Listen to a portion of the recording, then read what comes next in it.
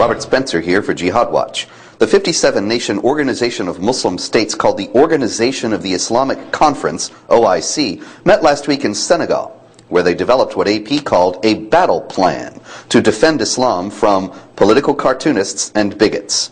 No, I am not making this up. They are not working against the violent supremacists who have allegedly hijacked their religion. Apparently no battle plan is needed against them.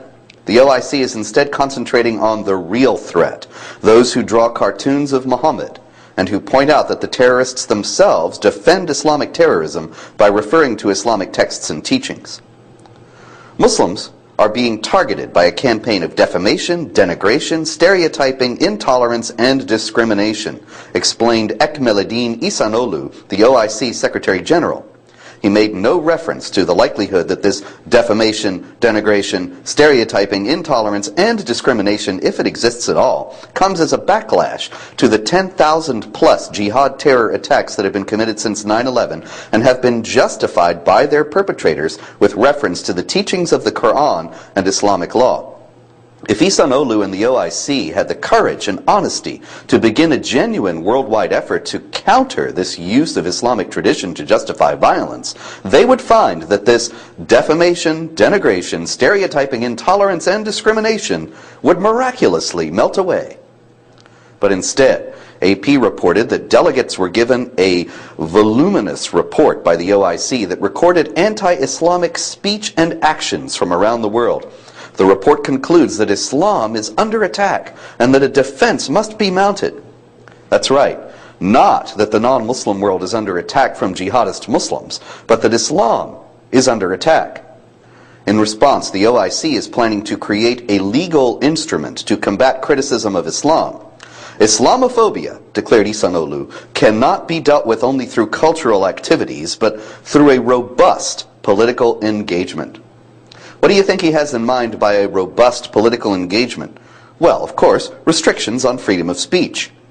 Abdoulaye Wade, the president of Senegal and chairman of the OIC, said, "I don't think freedom of expression should mean freedom from blasphemy. There can be no freedom without limits." Well, true enough, but the Senegalese president's words and the OIC's legal instrument threaten the foundation of free society. Once you declare that one group is off limits for critical examination, or say that those people must at all costs not be offended, or if they are, they're perfectly within their rights to stone or lash or imprison or kill the offender, then you have destroyed one of the foundations of free inquiry.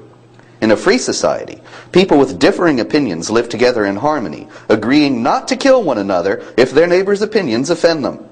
If offensive speech had been prohibited in the 1770s, there would be no United States of America, and that is one of the reasons for the First Amendment to the U.S. Constitution.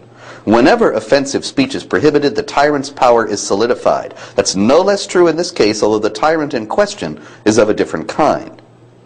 This is especially important since Islamic spokesmen brand as offensive to Islam any inquiry into the use of Islamic teachings by the jihadists. Accurate reporting about the teachings of Islam that jihadists use to justify violence has again and again been branded as hatred and bigotry. And that's why every free human being should oppose the OIC's legal initiative. Not only does it threaten the foundations of Western society, but as it would render us unable to analyze the jihad threat, it is an attempt to leave us defenseless against that threat. I'm Robert Spencer.